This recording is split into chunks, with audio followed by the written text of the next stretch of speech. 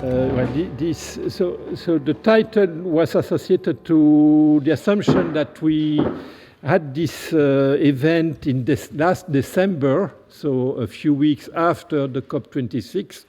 So that was postponed because of the COVID. And the consequence is that we will go a little bit beyond, I believe, a little bit beyond the issues of the COP26 to cover more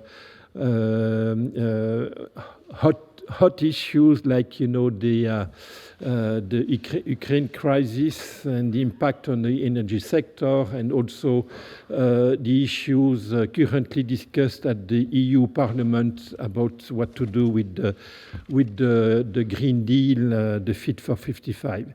So there will be 4 panelists, in fact 5. I will contribute to the panel myself on top of being the moderator. So I ask each of the 5 panelists to take 10 minutes each to make a short presentation of what's their own position on those different issues, and then there will be time, a little bit less than half an hour, to have a discussion with the audience. So yes, just to introduce the panelists. So Gilles Moec, is Chief Group Economist at AXA. So Réguant is at Northwestern University and University of Autónoma Barcelona. I'm not sure the right... Barcelona School of Economics, yes. Barcelona School of Economics? Barcelona School of Economics. Oh, really? I didn't know that name. Rick van der Ploeg and Lucrezia Reichlin. So Rick from Oxford and Lucrezia from London Business School. All of us except Gilles are also member of CEPR. So let me start myself, my own take on these different issues. So about the COP26, I didn't have a strong expectation about the Glasgow meeting, and you remember Glasgow should have been an important milestone after the COP21 of Paris. Initially the COP26 should have been a time for boosting the NDC, the nationally determined contribution that has been decided, or at least proposed in Paris, and that did not happen. So that was postponed to this year in November. I think the COP27 will be in Egypt. I'm not sure this postponement is good news. I believe, in fact, it's a very bad news. In fact, more generally, I think that the mechanism of the Paris Agreement with voluntary reevaluation of NDCs are not very good. There is so much heterogeneity on the NDC in nature and in intensity that it's very hard to compare, and it's very hard to, the only dynamics there could be naming and shaming. I'm not sure that's currently happening, so I'm quite skeptical about the Paris Agreement, and what happened in Glasgow. Glasgow is clearly rather a confirmation of this pessimism. In Glasgow, there was also a big buzz about climate finance. We talked about that in the previous session in climate finance. Let me say a few words about that. So first, how serious is the ability of financial intermediaries and financial market to contribute to the energy transition? I'm also quite pessimistic. If I compare to the issues of tobacco industries and the will to reduce the consumption of tobacco in our society, it has not been the divestment movement from tobacco sector that reduced consumption of tobacco in our countries. It has been rather the pricing pricing strategy, the fact that we impose larger tax on tobacco that reduce consumption. So I think this experience should tell us something about indeed the reliability of financial sector to make things happen, and the importance of the role of public institutions like political governance to impose the right framework to incentivize everyone to reduce emission. And here, of course, I think I talk about carbon pricing. On top of that, my pessimism also comes from the fact that it's not well recognized. But they are typically, we know about carbon leakage. When one country decided to penalize emitters of CO2, those emitters decide to move to another country on the other side of the frontier. We have the same issue on financial market. An investor, a bank, a central bank, or an insurer deciding to penalize highly decarbonized sectors in its portfolio strategy. I mean, this money that will not be anymore invested by that financial intermediary will be replaced by another source of capital. So it's very difficult for a specific intermediary to have to do something useful in that dimension. And also, not only in the financial sector, more generally in the industries, in competitive industries, one company which decide to reduce its source of carbonate fuels will incur larger costs, and those larger costs will reduce the competitiveness of that company compared to competitors, not necessarily, probably less responsible. And so the consequences will be industrial carbon leakage. I mean, just the more responsible companies will just lose market shares for the benefits of people, of institutions that are more carbon carbon intensive. So the consequence again is it's very hard for the private sector to be a substitute to the absence of political willingness to organize the incentives for everyone to decarbonize. But of course, activism by financial intermediaries is something to take. It's always better than nothing. I'm skeptical about. We talked a little bit about that in the previous session. I'm skeptical about the methodology used by the financial sector to determine in what sector we should invest, in which sector we should divest. I mean, let me take the example of natural gas. Probably not the best example given the current situation with the Ukrainian crisis, but and that's also related to EU taxonomy. You know that natural gas has been accepted as a green investment, like nuclear, by the way.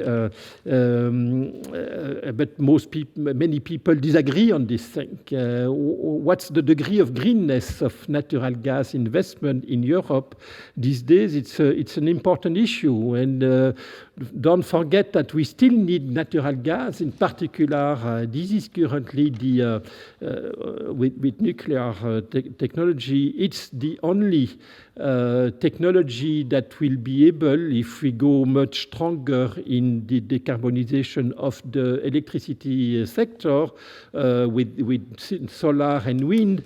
Natural gas is currently the only way to get electricity produced when there is no wind and no sun. So I will come back to the issues of coal in a minute. We need electricity. The value of electricity is very large, in particular in situations where there is no wind and no solar, no sun. So it's probably a responsible investment to be able to make sure that there will be electricity when there is no renewable electricity. So So I don't feel very safe when I hear people from the financial sector talking about whether to divest from those still critically important sectors in the absence of other way to store electricity. So there are different issues associated to that. I think we should help financial intermediaries to help them provide the framework to determine what is responsible in terms of investment by financial sector. So in particular, I think we should try collectively, our profession, to explain to this sector that using an internal carbon price when we determine what should be done in terms of investing, that's the natural way of extending the standard way of thinking about carbon pricing for government.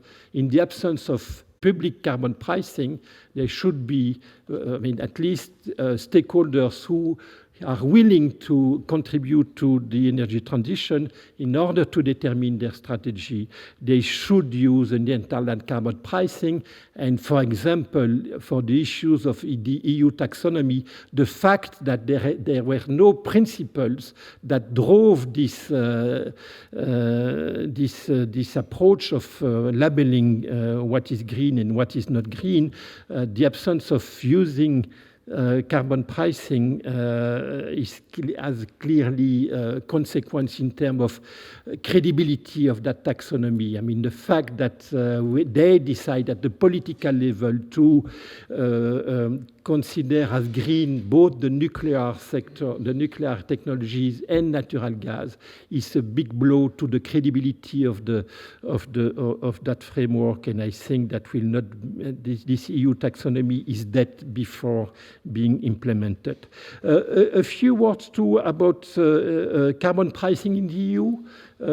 So you are probably aware that these days the EU Parliament is talking about the future of the proposal from the Commission to create a second market for permits of emission that would cover mobility and residential sector, which is a big part of the EU emission. And in particular, these two sectors are clearly the two sectors that are the bad guys in Europe. We have observed over the last 20 years increase in emission from the mobility sector in particular. So it's critically important that Europe becomes serious to tame emissions in those sectors. And the proposals of the Commission make sense. Creating a new ETS for that sector is important. But you have seen 2 weeks ago that the Environmental Committee of the EU Parliament decided to recommend scrapping this critically important dimension of the Commission proposal, and the Parliament should vote these days to indeed drop this new market. I think we should try to convince. Try to do something. I don't know what. Probably a statement from CEPR. Or I know that CEPR do not make any statement, but our profession to do something against this thing, or at least saying that if the Parliament decide to drop the ETS2, it should make a recommendation to replace it by something else, and probably something efficient, or decide to give up the ambition of reducing emission by 25% for the year 2030. I would have wanted to talk about Ukraine crisis and the current large increase in price of fossil fuels in Europe, but my time is over, and I propose maybe we will have time to. Other people will want to talk about that, or we will discuss that in the discussion after the presentation by the panelists. So second speaker is Gilles. Gilles, the floor is yours. Yeah, thanks a lot, Christian. Can you hear me? Yeah, okay. So I'm the bad guy here because obviously I don't come from academia. I kind of represent the evil asset managers here. And I will start with COP26, apart from the fact that I tasted haggis for the first time in my life. Glasgow was a non-event for the financial industry, apparently, because Christian has said it all. All the big decisions that we might have hoped for in Glasgow did not come. They are being brought back to Sharm el-Sheikh at the end of this year. So there was nothing really granular in what we heard in Glasgow, which would help us in our investment strategies. Now, COP is a bit like Broadway. You've got Broadway, off-Broadway, off-Broadway. And there was a lot of off-COP, off-COP. And it was actually quite a good occasion for the entirety, actually, of the financial industry to meet, to discuss, and we all came up with very similar issues and questions as to how we could deal with the decarbonization of our balance sheet, because that is something that maybe we kind of lose track of. But a big change in the last 5 to 10 years is that the entirety of the financial industry, including in the US, that matters, is now absolutely convinced that decarbonization is the way forward. And apart from Stuart Kirk, who gave a masterclass 2 weeks ago in how to destroy your career in public, no one in the financial industry would today dare to say that it is not the number one priority. So we exchanged, we talked, and I would want to focus on maybe 3 takeaways. The first takeaway is the most positive one. It's the fact that it is getting, I won't say easier, but it's getting less complicated to build decarbonization portfolios. Less complicated. Why? Because it's absolutely obvious that availability of data has improved. Metric convergence has improved as well. Most companies now disclose their current carbon footprint, and what is maybe more important, they disclose some sort of carbon trajectory. So we have the data, or we have more data to be able to screen investment occasions, investment proposals, and that is a big change from where we were 5 to 10 years ago. There's also a convergence on external assessment, because that's a big issue for us, the fact that we all developed our own scoring capabilities over the last 10 to 15 years, but who is going to believe our own internal assessment capacity? We need third-party assessment, much in the same way that rating agencies provide third-party assessment of financial health of investees. We need the same to be able to gauge the credibility of the carbon trajectories. And this is progressing because there seems to be a convergence towards one reference, which is science-based targets, SBTIs, even if it's not perfect. And one of the issues we're having, for instance, is that normally we were supposed to get SBTIs on the oil and gas industry in 2021, and you will agree with me that having a way to assess the decarbonization trajectory of the oil and gas industry is quite central. Unfortunately, in March of 22, SBTIs told us that they had to revamp their entire methodology. But there's a convergence towards information, metrics, and external assessment. Now, my second takeaway is less positive. It revolves around the point that actually Christian made very well, which is that we still have a hesitation between exclusion and transition.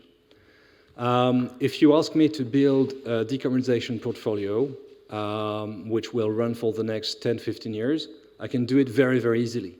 I can very simply tell you, each year I'm going to take out a certain percentage of the biggest carbon emitters which are on my balance sheet. I will do this every year, and in 10, 15, 20 years, that will bring me to a very, very nice decarbonization trajectory, and I will be able to sell to my clients a fund which looks great. It looks great, it's going to make us feel very good, but it's not going to address the issue, because obviously, if collectively the financial industry, let's say, to be quick, in the developed world, decides to exclude those emitters, someone will actually take our place, and what you will have is the emergence of a sort of dark pool of saving, which does not care about the fight against global warming. You will make the case, because we are among economists, that yes, but these guys will actually require some sort of premium in exchange for taking the slack. But unfortunately, given the amounts at play right now, it's going to take years before we can probably see a visible impact on the cost of capital of the highly carbonated industry. So exclusion makes you feel good. It's probably not the right approach. So we probably need to get into transition. And this is where things get really complicated, because as Christian said, how do you choose? How do you select? And that's our job. Our job is to allocate capital. And we need to make judgment calls on what is going to be the right mix for our portfolio to get to a decarbonization trajectory. There's the positive side, and everyone will want to talk about it because, again, it makes you feel good. It's selecting the solutions. And that's actually one of the reasons why everyone is so hyped up about hydrogen. I have no fundamental opinion on hydrogen. I'm just saying that everyone is so interested in talking about it because it's a solution, it's positive. I'm investing in something which is going to be net zero. It's much more complicated to say I'm going to invest in something which is today part of the problem, for instance, an oil and gas company, which might become part of the solution in 10, 15, 20 years. And for this, you need to basically make a judgment call on what this company, for instance, an oil and gas major, is saying about its own investment strategy, about the mix that they have in mind for the next 10, 15, 20 years. I think it's the way forward. That's a reason why my company, for instance, has never said that we would exit oil and gas as an industry in general. But let's say that you can have moments of loneliness because NGOs might not agree with this sort of approach. But this question, exclusion versus transition, is not yet completely solved. And there's, let's be honest, there's a conflict between communication efficiency and investment efficiency, or even decarbonization efficiency. My third and last point is on something that is not going to surprise you, but green finance is not going to save the world. Or to be more precise, it's not going to save the world alone. And Christian has made several points very, very well, and I will just comment very quickly on some of them. First of all, we need regulation because we need a level playing field. Europe is probably the most advanced region at the moment in terms of creating a proper regulatory framework for green finance, but we did not get the sequence right. The right sequence should be first, and Christian said it, let's agree on what is sustainable and what's not. And that is supposed to be the taxonomy, but the taxonomy is not stabilized.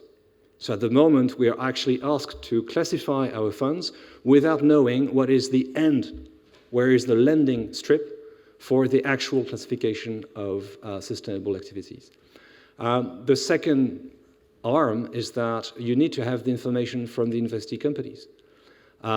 At the moment, information is provided on a voluntary basis in most countries. France is the most advanced, but in many other countries it's still purely voluntary. That is supposed to be done via another directive, which is the CSDR, but the CSDR is going to be live after the taxonomy and after the third arm, which is the classification of the funds, SFDR, which is already live.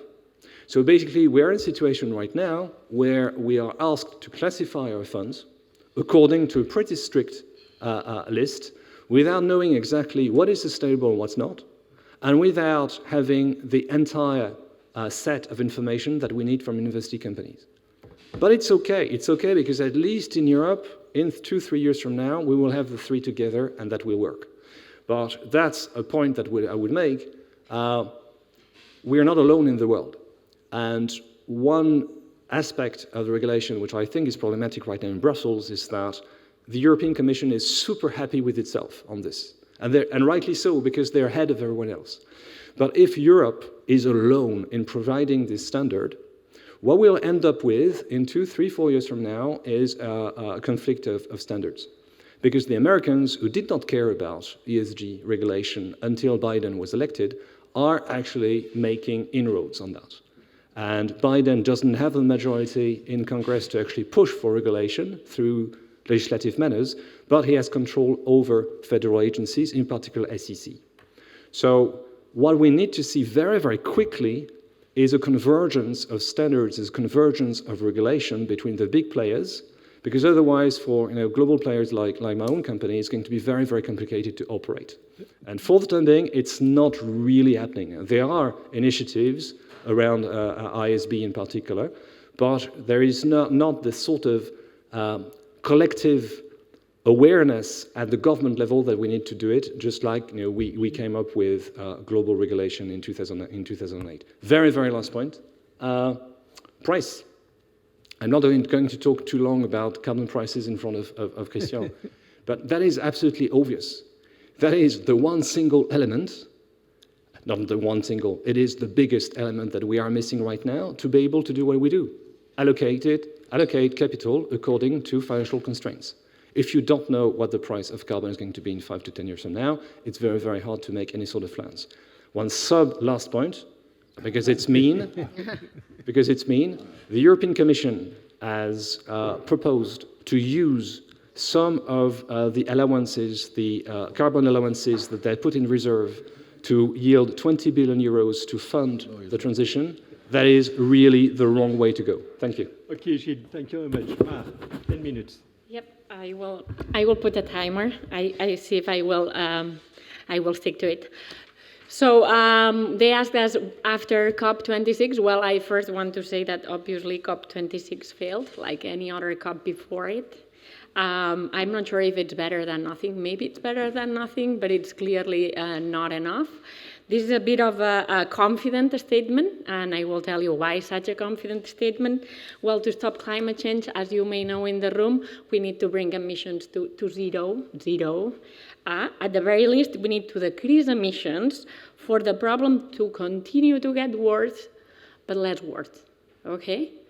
And what we have in the data, if we look at aggregate trends, is that global emissions have kept increasing over time. You might pat yourselves on the back because COVID and whatnot. The dip in emissions is ridiculous if we think about the global shock that COVID meant for our economies. A blip in global emissions, which, by the way, were still above zero. So they also, during COVID, contributed to make the problem worse. So I think we can all agree that climate policy is failing, and it's difficult to see how it will improve. There were some momentum before the energy crisis, in which we thought maybe with Biden, maybe with the Green New Deal. But the fact is that the US is now at peak production of oil and gas ever, and Biden is encouraging OPEC countries to produce even more. And here in Europe, we have preferred to continue to fund the war in Ukraine via the purchase of fossil fuels. I'm all against funding bombs, particularly if they are against civilians for no good reason. And if I were in favor of bombs, honestly, it would be at least to prevent the extraction of fossil fuels, not their continued utilization. So it's kind of quite discouraging. Meanwhile, the consequences of climate change, which we like to present as something in the future that is coming, are already here. And the least developed countries are the ones who are least able to adapt to extreme events and extreme temperatures that are already killing millions of people. And let's be clear, even if these countries might be highly populated and might be increasing in population size, they have contributed epsilon to the problem that we have created. So I feel that based on the scientific facts that the scientists are giving us, and based on the lack of action, again, we are not even making any action in the right direction, it's honestly hard to have an honest scientific look at the data and the trends and not conclude that we need radical change to our business as usual. It is difficult to not reach that conclusion, and I don't see how, with scientific honesty, one could conclude something else.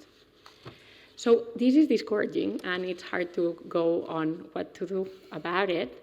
I think the first point that I would say is to be much more aware of the problem. I think economists are kind of aware of the problem, but they do not realize about their extreme magnitude and the extreme difficulty of making real progress. I think individually we also need to be much more aware of the fact that we are the 1% that's creating that problem. I have many inconsistencies in my daily life. I try to bike everywhere, and I came here with a plane. So it's impossible to have a life that's consistent with the evidence and the needed action, but at the very least, we need to be aware of our own inconsistencies and try to be an agent of change. At the very least, not be dismissive of those who are trying to be an agent of change. This is individually. At the economic discussion, I think we need to simplify the problem. This is an extremely complex problem. It involves ecosystems, it involves emissions from extremely different sources. But honestly, the problem gets quite simple, and it gets solved in big chunks if we think of this as how do we get rid of fossil fuels? Like, that's kind of the primary way to solve the problem, even if it doesn't address all other emissions that could come from land use and many other sources. There are some very potent greenhouse gases that are being emitted that are increasing, but for those type of gases, we can take approaches like the banning, like it was done with CFCs, we can ban these very potent gases. The big chunk is fossil fuels, so the question is, how do we reduce them too? I'm not delusional, I don't think we can completely make them disappear, but how do we very sizably reduce quickly how many fossil fuels do we consume? And again, the fact that not even a war next door where people are being killed in very obvious ways is enough to at least make some progress along that direction should be disappointing to all of us, no matter what your view is on how important fossil fuels will be in that mix in the future. I think as economists, we can help highlight inconsistencies and establish some red lines that have already been passed during this Ukraine crisis. For example, a red line that I think we could all agree with is that we should not subsidize the fossil fuel industry. And at the minimal sign of conflict, we are subsidizing explicitly the fossil fuel industry. On top of that, we are doing it implicitly in many other ways. So to me, subsidies to the fossil fuel industry come in very many shapes and flavors. Again, one is the explicit 15 cent, 20 cent, 30 cent subsidy to gasoline. This should be a red line to any economist. In my opinion, public funding should also not go to fossil fuel investments, and that's a very big red line that we're already surpassing. And in my opinion, innovation, public innovation in fossil fuels should also be a very big red line that we should not be surpassing, and that we definitely are. Some other economic inconsistencies is presenting natural gas as a reliable source of energy when compared to solar and wind. If we are learning anything from this crisis, is that Europe is resource poor and fossil fuels are not as reliable as we thought. On top of that, if we want to keep them being reliable, we are surpassing many moral lines, I would say, that honestly could be a red line, maybe not an economic red line, but another sort of a red line. There is some glimpse of hope. Renewable technologies have improved dramatically. Storage technologies are improving dramatically, and it's no longer true that natural gas is preferred to renewables, even taking into account that they might be intermittent. Africa, for example, it would be insane to expand energy consumption in Africa with natural gas. It would never be reliable to them. They have plenty of sun. The solstice is good, and on top of that, the storage, as I said, is becoming better. Now, in your head, storage is highly intensive in rare materials that China might have.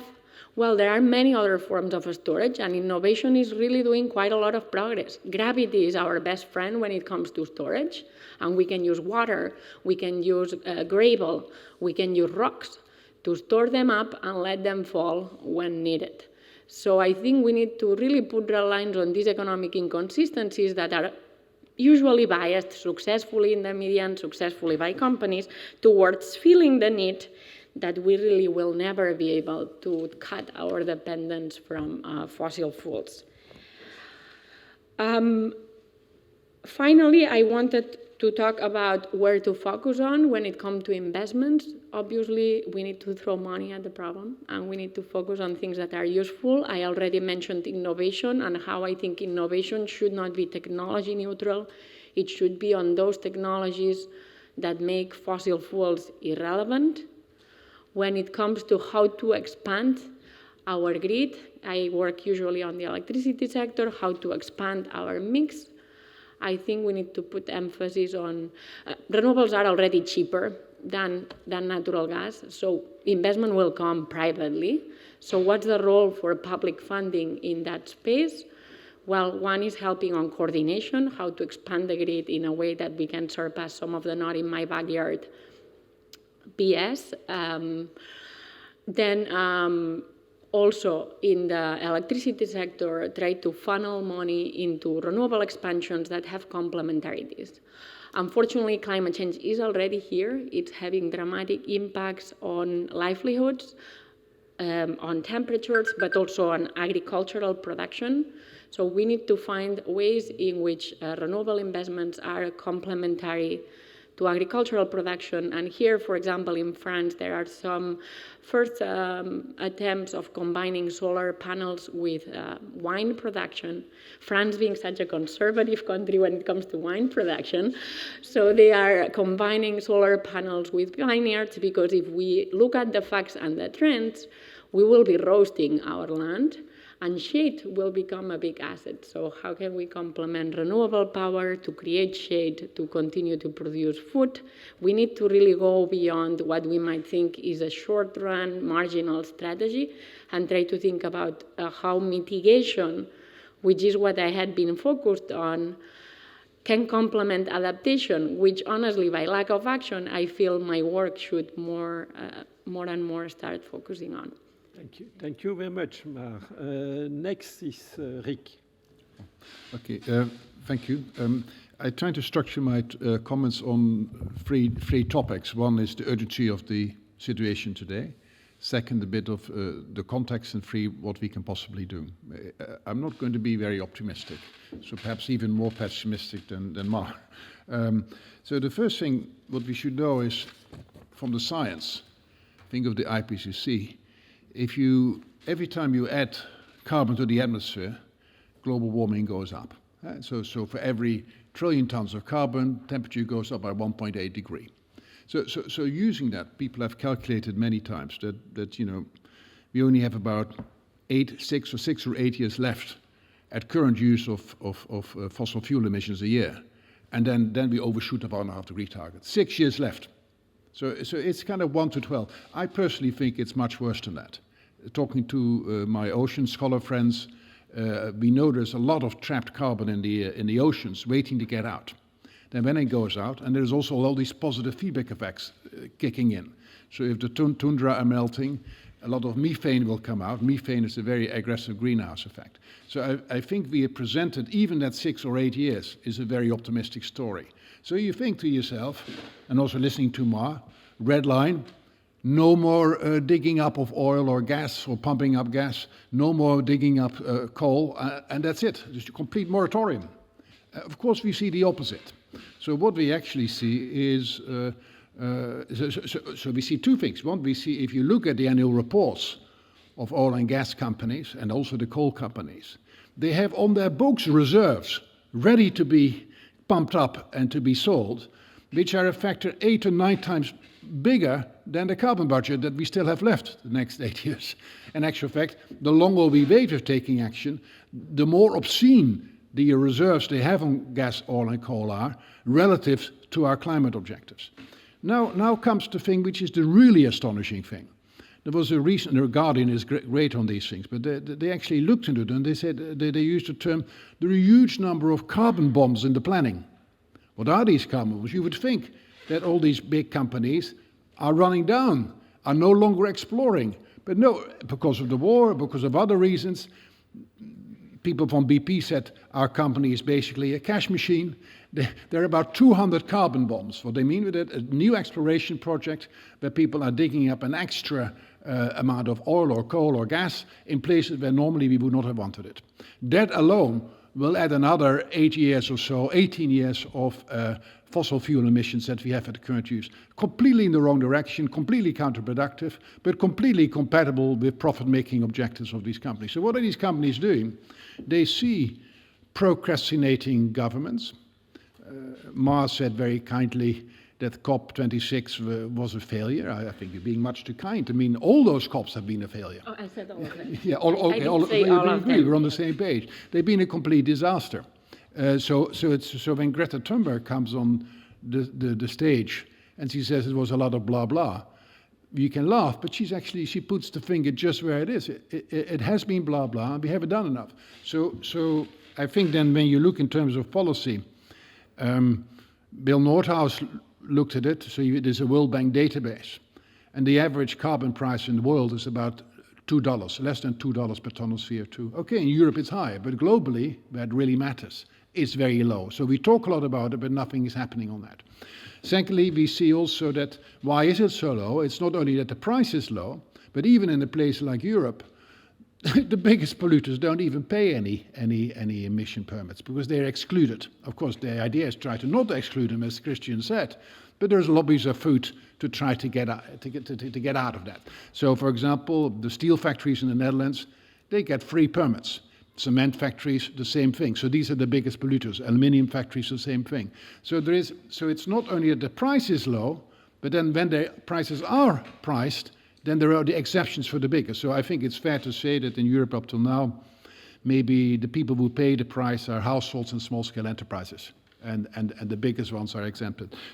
And then you think, well, okay, so then maybe they're not pricing, maybe they're subsidizing. Yeah, governments are subsidizing like hell. 7% of world GDP goes to subsidies, not for renewable energy. They go for subsidies for oil, coal, and gas projects, for carbon-intensive stuff. So this is not a figure I make up. It's a figure which was presented by a good right-wing institute like the IMF. So even they come up that the direct and indirect subsidies for carbon-intensive industries in the global economy are 7% of world GDP. If you set that next to the renewable energy subsidies or the green subsidies for green technological progress, they are paltry.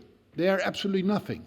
So what we see is that policy in the global economy is completely tipsy-turvy in the sense that we're almost not pricing carbon, and yet we're just subsidizing like hell all the dirty stuff. Sometimes it's for good reasons. I mean, like if you're in India, then having coal-based electricity, it may be a way to kind of have cheap electricity for a large group of poor people. If you don't have a good tax system to direct otherwise transfer money and cash to the lowest incomes of society, there's an issue there. But those subsidies are also there in the Netherlands. One of the biggest beneficiaries of subsidies, for example, in the Netherlands, I know well, is Schiphol, the airlines. And there's a whole lot of subsidies around it. And they're not debated. So suddenly, they are job machines.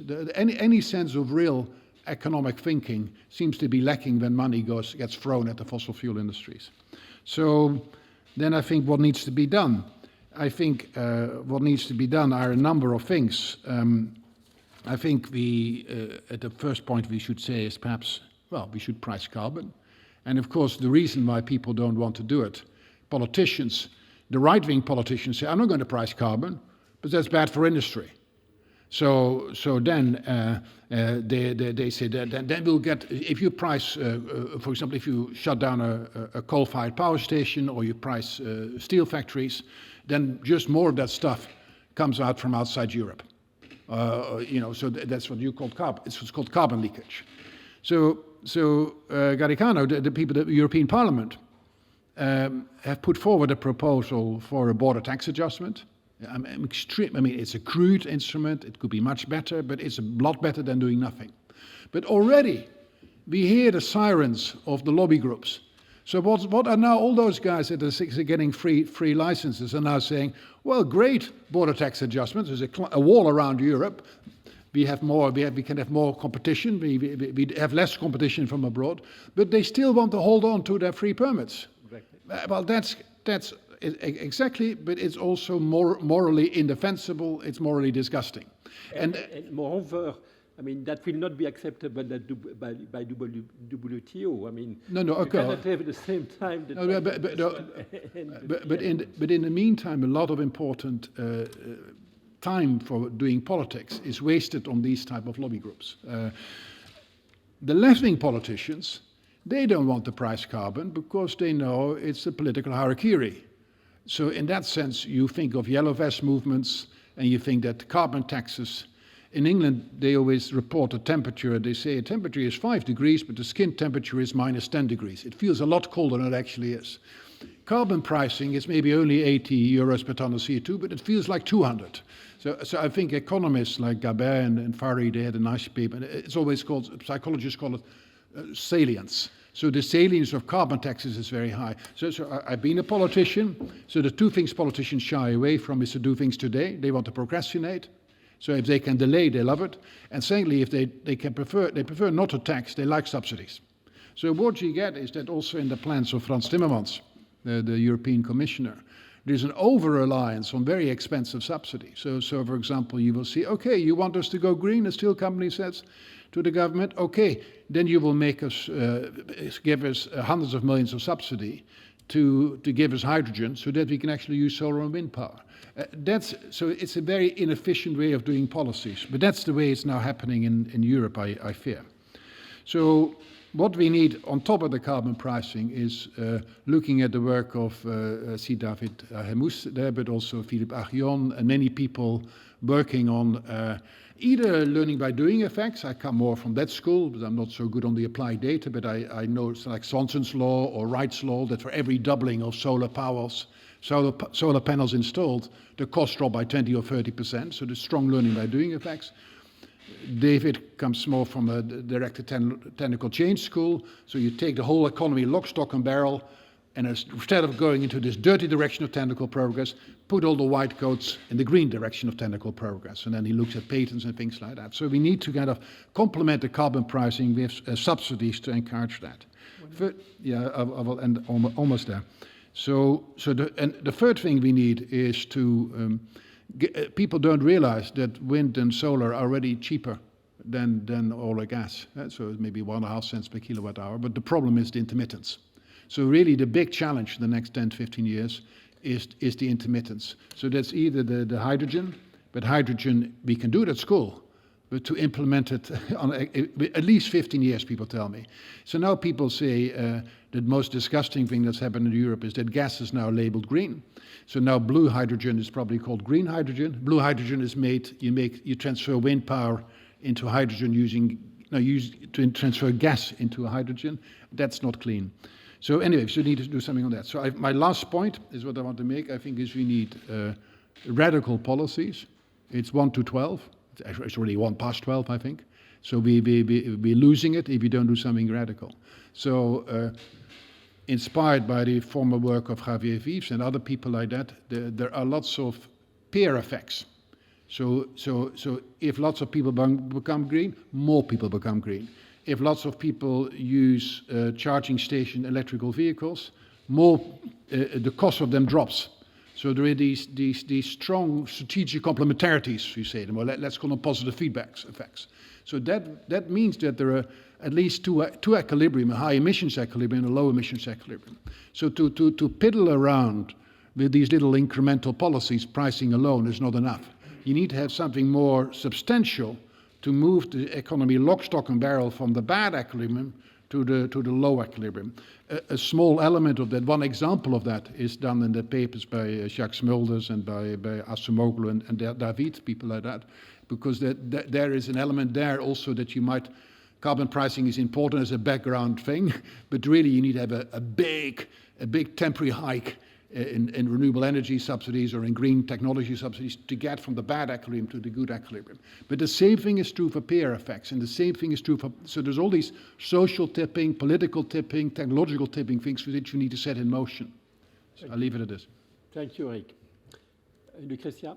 Okay, thank you. Well, okay, I agree with all of you. Not much has happened at COP26, and I'm also very pessimistic, and even more pessimistic after having heard about what the last two speakers had to say. However, there is one thing that happened at COP26, which maybe has not been sufficiently noticed by academics, and this was the establishment of the International Sustainability Standard Board under the hat of the International Financial Reporting Standard, the IFRS Foundation. Now, maybe not all of you knows what the IFRS is, but the IFRS is the standard setter for more than 140 countries for financial accounts.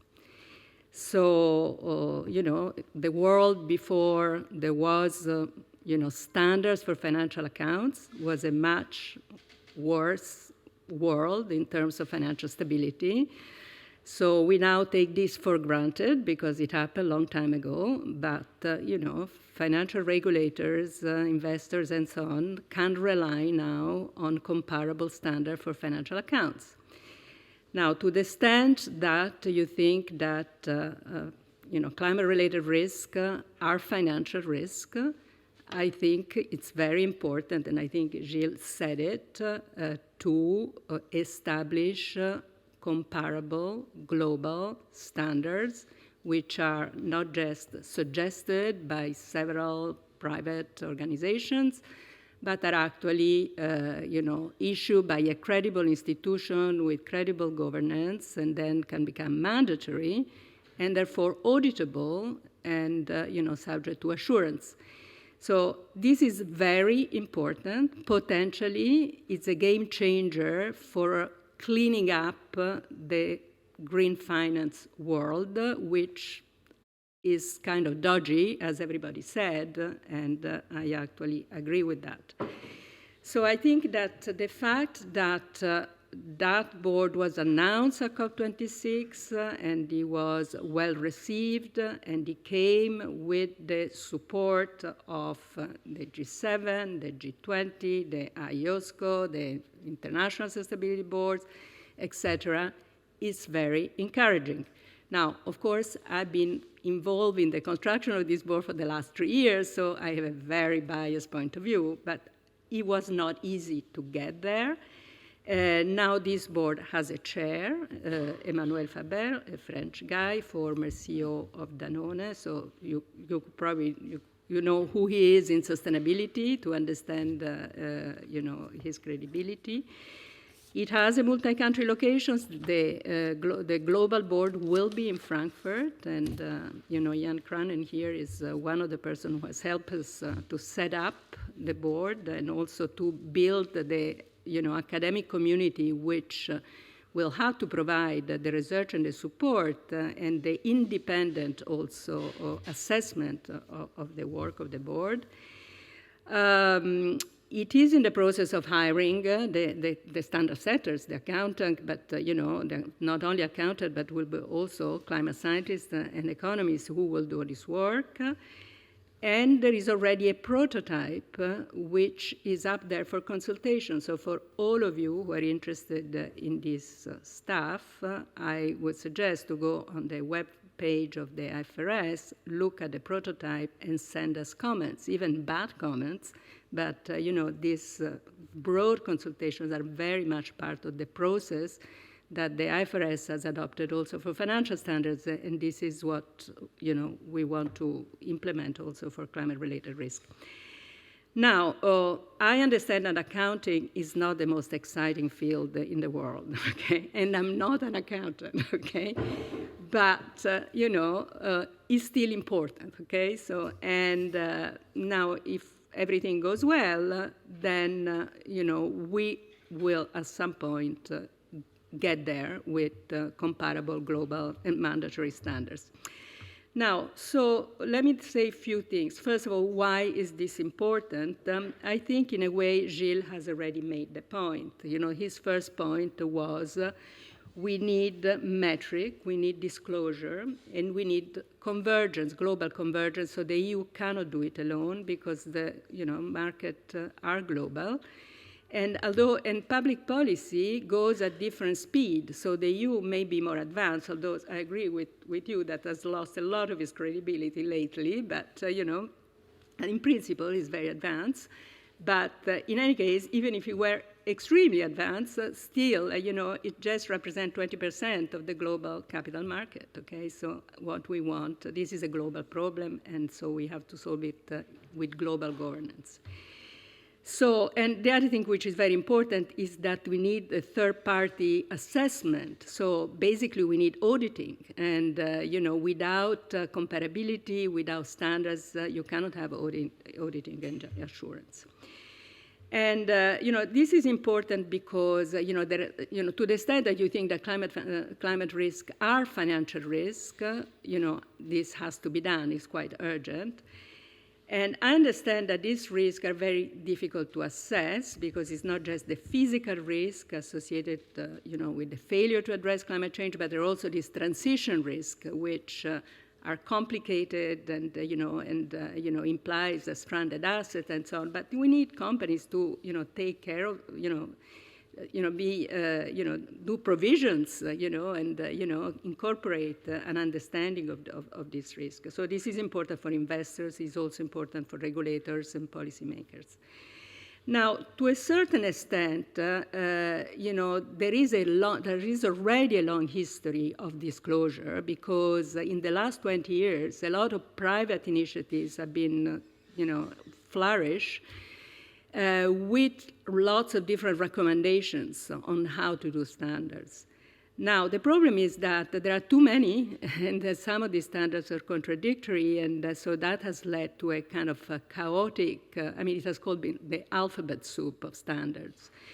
So, and this is actually what leads to greenwashing and to the lack of credibility of this world of green finance. And so the work of the SSB or the IFRS in the last 3 years has been tried to actually look at what was there and trying to go through a process of consolidation of the existing standard setters in order to provide suggestions on how we could issue a prototype for standards which was already built on experience, but also that was more credible and more granular and so on.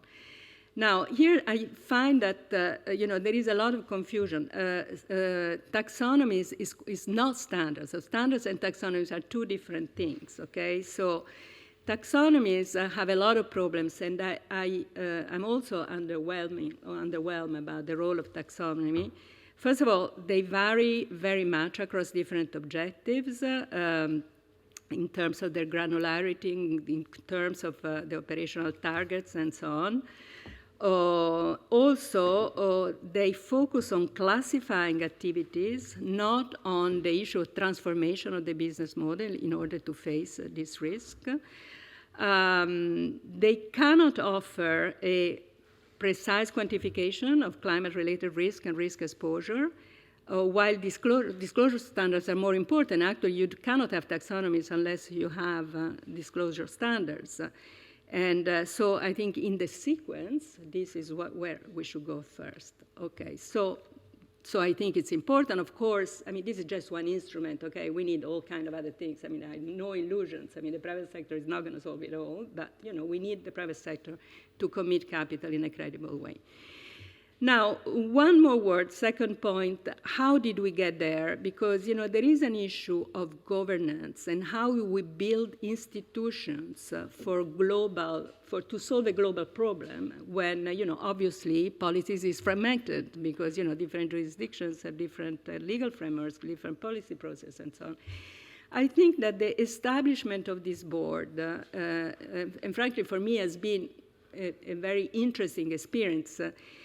It's quite interesting because it has been a combination of bottom-up and top-down. Bottom-up because they were the pioneers, standard setters there, the SASBs, the Value Reporting Foundation, all these guys, which had, started this work 15, 20 years ago when nobody believed that this was important. And, but they were just private initiatives, not credible, therefore, to be standard setters in a mandatory sense. So we needed a top-down, and that's where we came in, because after consultation, actually, a lot of the players in the regulation world said, okay, the FRS is credible to kind of go and guide this process of aggregation because has already the experience of the financial account, because has a governance in which actually the regulators and the public policy authorities are represented.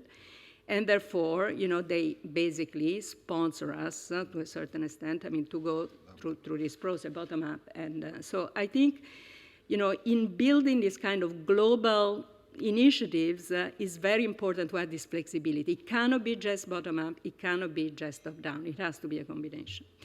Now, third point, what is the strategy and what kind of, in big lines, or the directions of our work and what is the prototype, the kind of the philosophy of the prototype? First of all, we are focusing on enterprise values, which, because we're not a public policy institution, so we're not a government, so that we, like in financial accounts, we are assessing risk. We're talking to lenders and investors.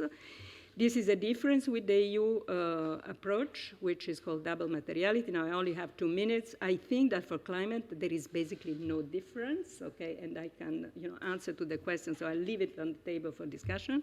But it's basically, it has been a lot of kind of blah, blah, blah on that. At the end, if you look at the prototype that the EU is suggesting, and what we're suggesting is basically almost identical. The second is a building block approach. So because we are not a public policy, and this is the governance issues here is important, we are providing a baseline. We should go for emerging markets and Europe and the US and so on. But of course, then each country has the flexibility to do the top up, the important things, and to say we want to do more, but they have to be operational, because otherwise investors will be confused. So these are two important things. As you know, there have been national initiatives. The US Security Exchange, the Commission has released a climate-related disclosure proposals, which is much watered down. There is the directive of the EU. We are working very closely with the EU in designing the global baseline and also with other jurisdictions, China, emerging markets, and so on. Now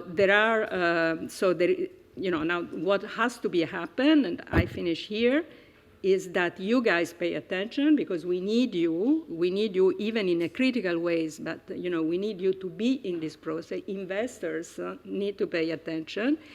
Because at the end, we can issue the standards, but the national jurisdictions will have to implement that in their national legal framework. And so we need that kind of support. Thank you, Lucrezia. Of course, I fully agree with the idea that carbon accounting as an informational system is a necessary condition. I would have one question, but it's probably too technical at this stage, about scope 1, 2, 3, which is, I think, a hot issue for the financial sector. But maybe we should go to, because there is no much time, 5 minutes for the discussion, and I'm sure there are many questions, Jean-Pierre and there. Okay, let me start with the. Thanks. This has been extremely interesting. Typically, in climate finance discussions, there's a lot of discussion of investment climate and environmental hazards, pollution, creation, etc., and that's very critical. One topic I very seldom hear about is insurance, household insurance in particular, against the consequences of environmental disasters, local environmental disasters. And given how pessimistic you all are about the future, this is not going to go away. So I want to ask how much this has developed recently and what prospects there are for that. Okay, maybe take the other question from Jean-Pierre, Béatrice, and then Jean-Pierre. Thank you very much for this wonderful panel. I wish we had 3 more hours to discuss everything, because obviously there is a lot that needs to be talked about, and not only talked about. But I wanted to pick up on one notable difference from my side, seeing the right-hand side of the panel and the left-hand side. So, but more generally, the finance perspective, let me put it this way, and the, let me put it this way, climate emissions perspective. I do think that there is, I mean, Lucrezia, I am really, really glad that you're doing what you're doing, and that I hope that these standards come on board quickly and it doesn't take 10 years, because we only have 5, as Rick has told us, or maybe less. And even if we have standards for accounting, that will be great, because then we understand and can measure and we can disclose. But so transparency and disclosure is not avoiding carbon emissions yet. So that link somehow has to happen. And how can it happen? And how can we contribute? I mean, that is exactly what I am so concerned about, and becoming more increasingly concerned about. Okay. Yeah, I don't know if I'm sure you don't have the answers now, but we need to think about it. Jean-Pierre. Okay, I have a very precise question, but it's a bit in the spirit of Beatrice, and it may be for Gilles. I mean, you clearly said exclusion, divesting doesn't work. I could add to that, but I think you would agree, we are not interested in decarbonating portfolios, we are interested in decarbonating the planet. Then isn't it the case that the philosophy even of the European taxonomy goes the wrong way? Or do you see a way out to make the taxonomy and the classification of funds meaningful when you say exclusion is not the solution and it's not the way we should go? And then one last question here in front, David, and then, okay. Yeah, so I wanted to, I largely agree with the pessimism of Mara and Rick, but I wanted to bring a little bit more optimism. So I think it's true that it's going to be very hard to stay within 2 degrees, but if you look at least laissez-faire scenario, it seems to me that they've improved, right? So 10, 20 years ago, we were thinking that perhaps at the end of the century, it would reach 4 degrees easily. I think that now it looks like a 3 degree would be more likely than a 4 degree, which is not great, but is a little better. If you also look at emissions in developed economies, they have declined significantly, even if you base them at the consumption point, not at the production point. And I just wanted to mention that because, to some extent, if we want to have action, I think that also highlighting that it's not impossible to do things, and there has been some progress, can also be important to actually spur further action. Thank you. And one last question in the front. Yeah, and I think an elephant in the room is the political backlash. That when you do it very extremely, and the way that you were suggesting we have to do it radically, that there is a backlash. And governments will be voted in office that simply don't do it. And that's why I think the reason why COPs don't really work, because they always have to balance out these tendencies. So my question would be really a little bit for our work in the future, also research-wise. We have to bring in communication and political science, or political sciences. It's not only about engineering, so getting the right formula, right measure, that it's about convincing. Thank you. Who want to, Mar? Maybe I'll pick it from you. So and from David also. So I don't want to give the impression that there is no low-hanging fruit, even politically. I think there is no low-hanging fruit. There is low-hanging fruit. There was plenty of low-hanging fruit during the Ukraine war, and we didn't take it. But that's, one example. Where is the lowest hanging fruit, in my opinion? And I think Rick will agree with me. In things that have not happened yet, Why on earth are we still subsidizing the production of combustion engines for cars? Why on earth are we still expanding the road availability for cars instead of transforming it and making it more difficult for cars? Paris being a beautiful exception to the rule. Why on earth are we not more generally prohibiting? Bans are great. People actually love bans. You know why? Because the 1% cannot get it either. So why on earth are we not banning natural gas in new construction? Why on earth are we not banning any new exploration, any new drilling, even if it has been explored in the past, of things that have not happened yet? That's where the lowest hanging fruit is. Because I agree, if you let me buy a car today, a car that I don't need, that has a full efficiency that's ridiculous, don't tell me in 1 year that I cannot use it, you know?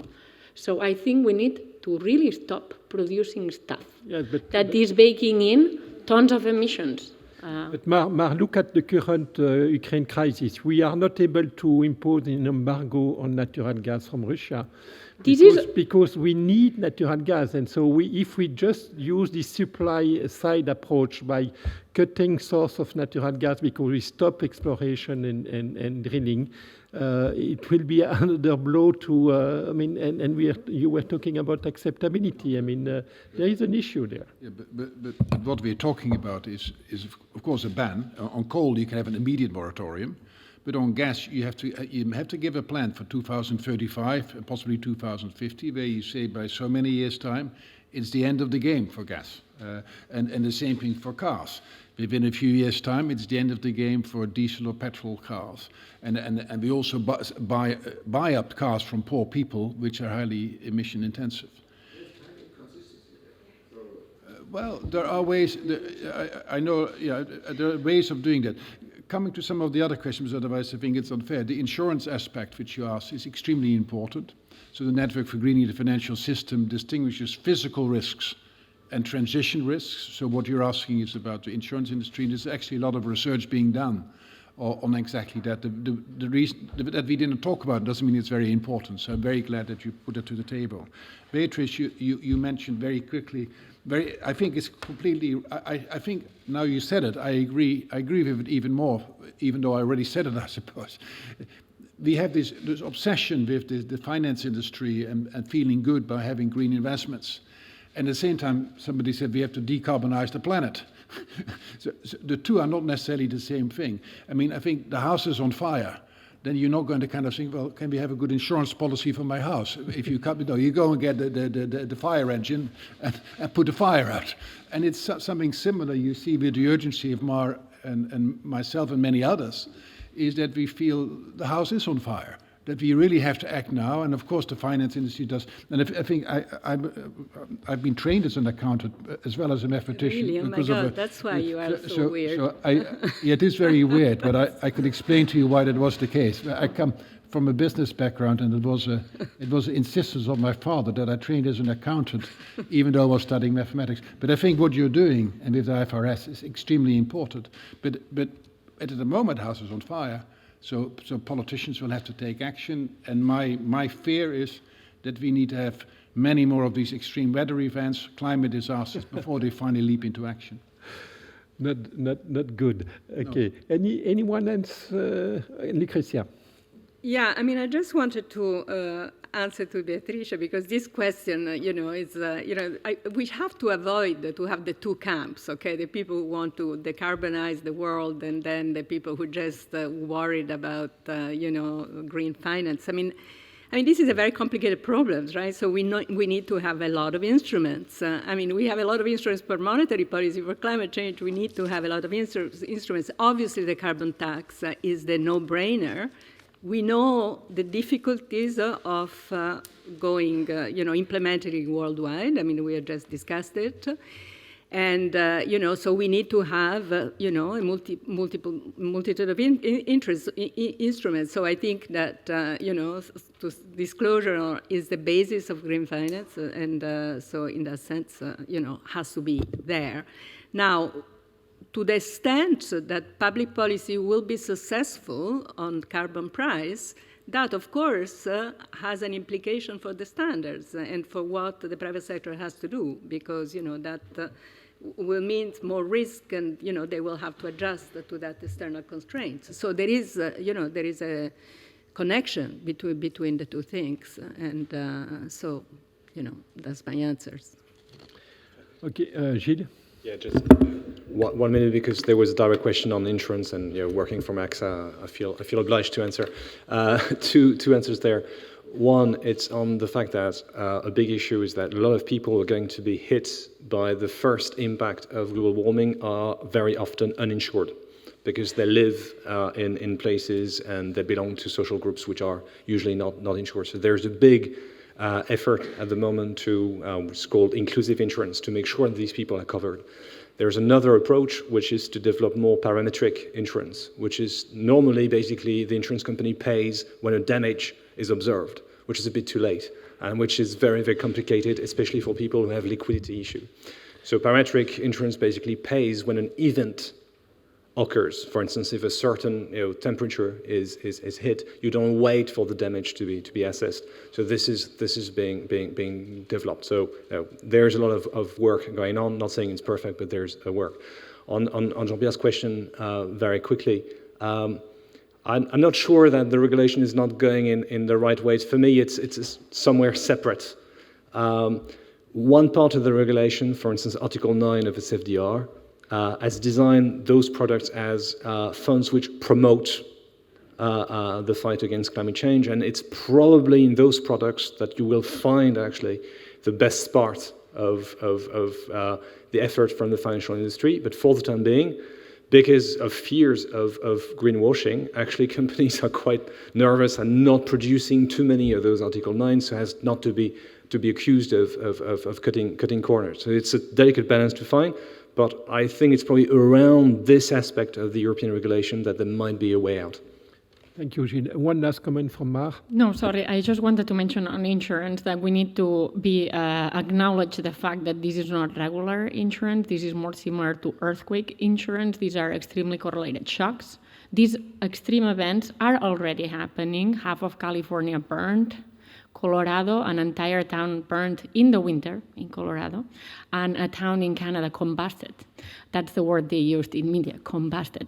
So these are aggregate shocks that a private company cannot insure. So there's a role for public mandatory insurance, the same way that we have it for nuclear power plants, the same way we have it for earthquakes in California, or the same way that we might have it in flooding risk areas that, as you know, are rapidly increasing. So. Okay, thank you. Let me close this session. Let me thank the speakers for the quality of their presentation. Although this is high quality, I'm not sure we have been able to solve all the issues associated to climate change. Thank you very much.